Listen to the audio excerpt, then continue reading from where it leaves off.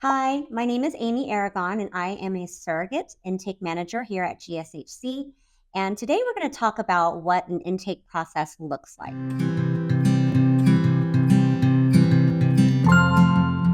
What is a gestational carrier? A gestational carrier, which we shorten and call GC, is the official name for a surrogate. What a surrogate is a woman that is going to help another person or couple carry their child for them in their womb. Another couple, or it could be an individual, has created an embryo using an egg and a sperm at a fertility clinic.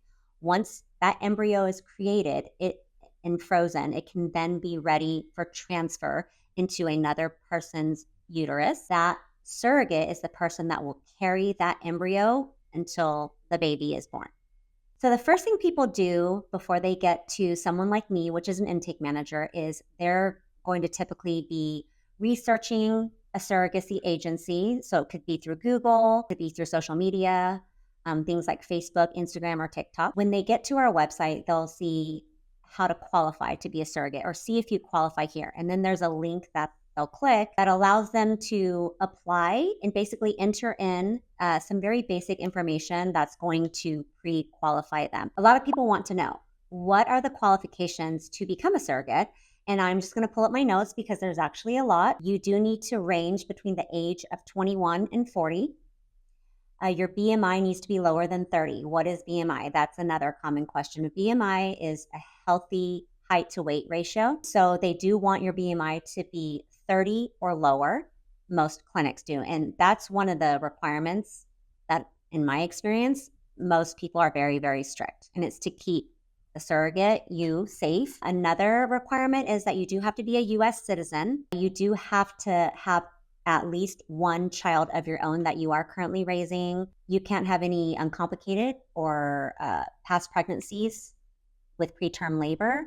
You can't have had more than 2 C-sections. You should be a non-smoker, non-drug user, as well as your partner if you guys are residing together. That's really important. We do like to know that you have a very stable home situation. If you are using an IUD, which is from birth control, that is removed. We do like to also see pap smears within the last year, and you will be passing through a background check and a psychological evaluation as a part of the process. And another thing is that you need to reside in a surrogacy-friendly state.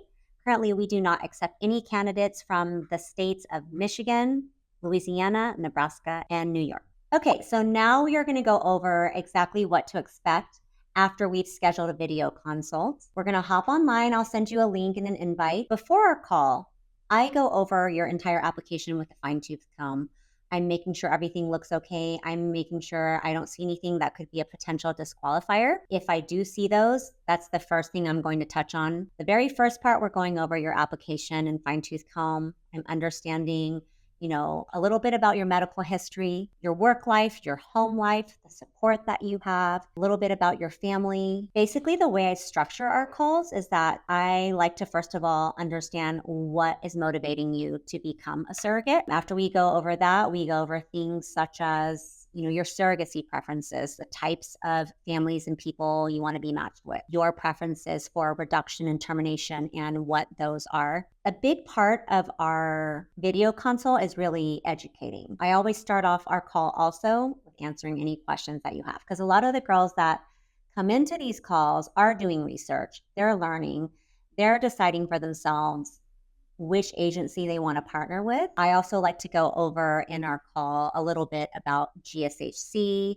our beginnings, the type of intended parents that we often have. I go over all that at the beginning of the call. After the application is done, then I go over the process. Process is pretty typical between agencies. We do have requirements and guidelines that are set for us by ASRM and the FDA, and it's to ensure the safety for the gestational carrier and for the babies. After that, we go into what an entire surrogacy journey looks like with our agency. And then at the end, I go over in detail what our benefits and compensation package looks like, what you can expect, when you're going to get paid, timeline for everything, and then we wrap things up. By the end of our video consult, which takes anywhere from, let's say, 40 minutes to an hour, I'm going to be able to make a decision on whether or not I think that you would be approved not only by our agency, but by fertility clinics, and also your potential and likelihood of being matched. That's how we end up moving forward with our surrogate. After we do the video consult,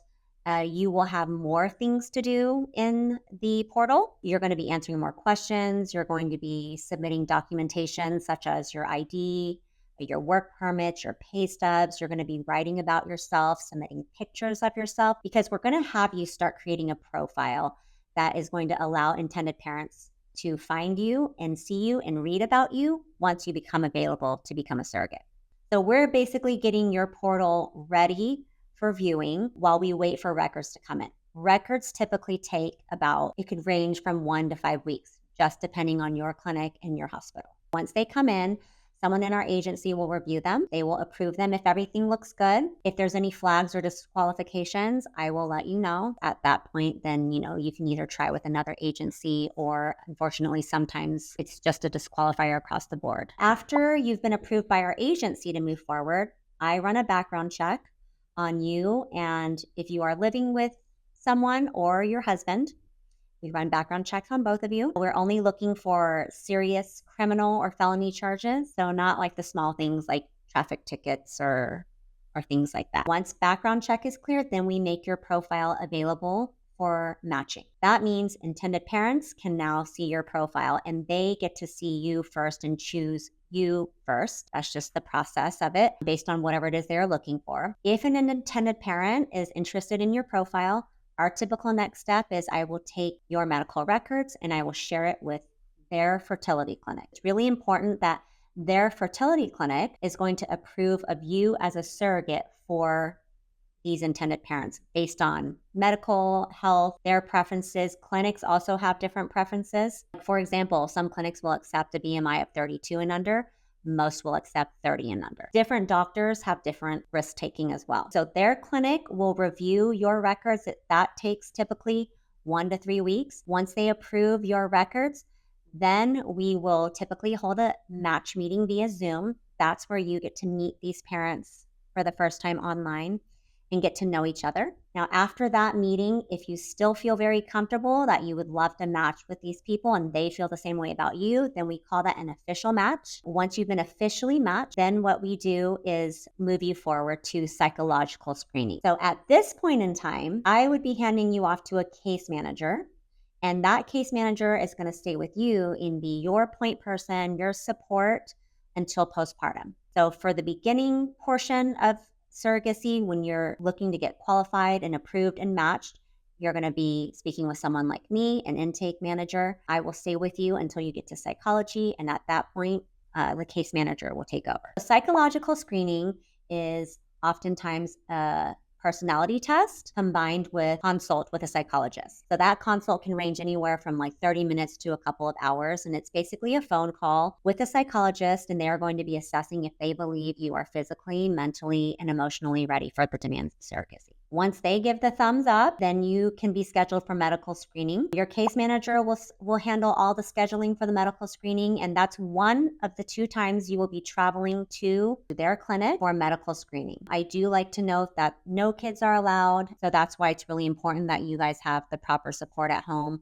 someone to stay home and watch your kids while you go to some of these really important screenings and appointments. At this screening with that fertility clinic, they're going to be looking at your body and doing blood tests, looking for any diseases, your immunizations, testing for drugs and alcohol, looking at your hormone levels. They're also going to do a uterus evaluation. Those labs from that appointment take a couple of weeks to come back as well. Once those labs come back and they are good, then we know, yes, this is going to work. You can and have been approved to be a surrogate for these IPs. Then the legal process starts. Legal is when we help you choose an attorney. The intended parents also have an attorney. You guys come up with a contract that is mutually agreed upon by both parties. Once you sign it, it does become legally binding and it can't be changed. And that can take a few weeks. So after legal process, then the clinic that you had just visited and did all that testing with, they're going to start you on something called pre-transfer medication cycle. What does that mean? Based on the tests that they received back from all the labs that they ran on your body, they're going to come up with a plan for how to prepare your body for embryo transfer. So that could range from taking hormones injections, you could be taking vitamins, starting you on the pill, like all those things, and they're going to get your body ready. So that can range from 3 weeks to a couple months to get your body ready. Okay, when your body is ready for embryo transfer, you're going to travel, hopefully just one more time to that fertility clinic. At that appointment, that is when someone 18 or older can travel with you as your support person, and then you're going to do the embryo transfer, which is the IVF procedure. Now, after the IVF procedure is done, you just go back home, you rest, you wait a few weeks, and then you're going to start taking pregnancy tests. When all those come back positive and you kind of graduate and you're pregnant, you make that appointment with your own OB and you start going to the OB regularly as you would. And then you go to your routine appointments for the whole course of your pregnancy. And then you do get to choose the hospital. And then it's up to the intended parents to travel to you for the birth of their child. And that's the process. Often asked question, how much is a surrogate paid? And unfortunately, the answer you don't want to hear from me, but it's true, is it depends. And there's a huge range. So the very first thing it depends on is experience. The next thing we're looking at are BMI, your medical history, your records. What do your previous births look like and tell us? Are they clean? Have they been increasingly complicated? Have you had gestational diabetes, hypertension, postpartum depression? Any of those things can affect not just compensation, but likelihood of being approved by a clinic or by our agency or even by intended parents. Some intended parents don't want to take certain risks based on what their clinics tell them. So all those things come into play. I do go over benefits and compensation. A lot of people also ask, how are these paid? So you do not get paid for being a surrogate until there is confirmation of heartbeat. That means you've gone to your first OB appointment. You see the little flicker on the screen, which is the very, very first appointment where you see the heartbeat of the baby. The following first of that following month is when your payments as a surrogate begin. And they are split up into 10 consecutive monthly payments. That would be your base pay. So some of the benefits that you will get on top of your base pay are things such as a monthly expense. Monthly expense will cover anything and everything that gets you to your routine OB appointments. And that includes childcare, your gas, your internet and phone, parking, anything that it takes for you to go see the doctor regularly.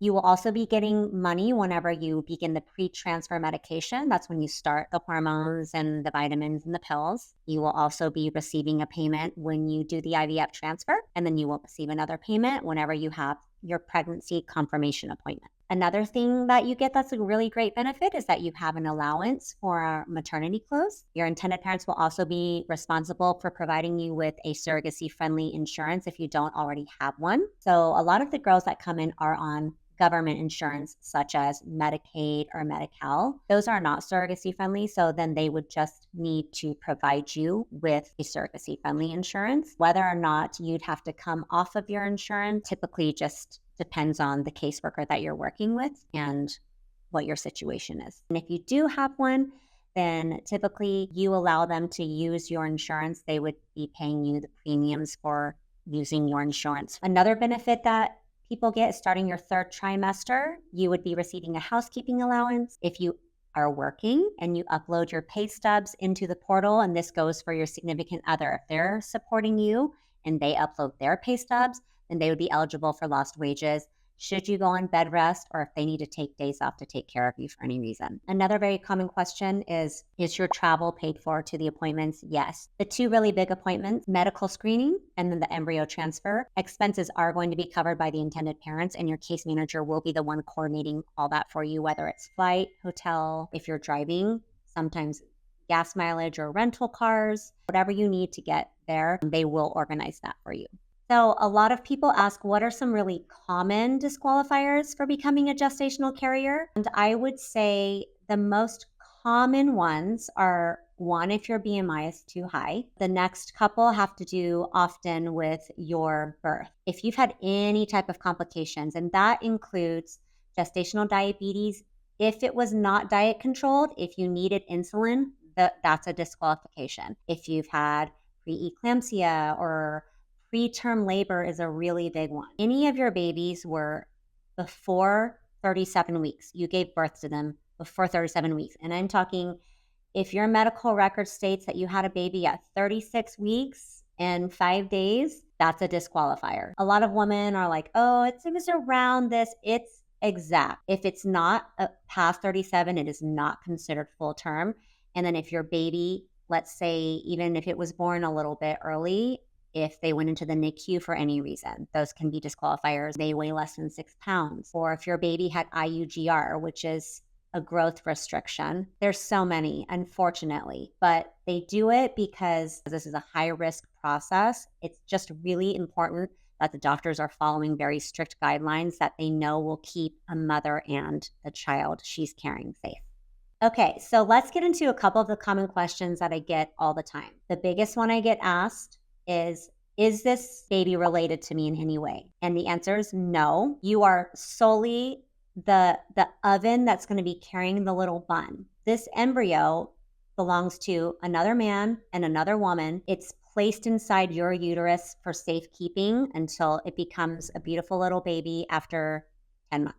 Another common question that I get is singleton pregnancies, which is one individual baby versus twins. If you put down that you want to do a single embryo transfer, that means just transferring one single embryo into your body, that will most likely result in you giving birth to one child.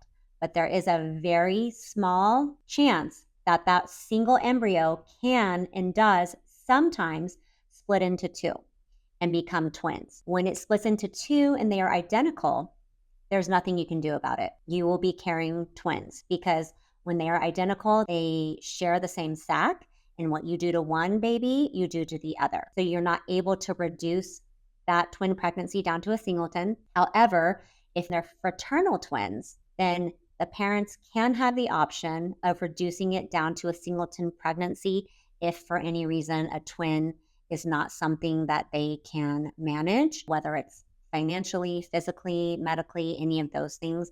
And that is what the reduction option is. The question is asking, are you going to allow those parents to make that decision for what is right for their family?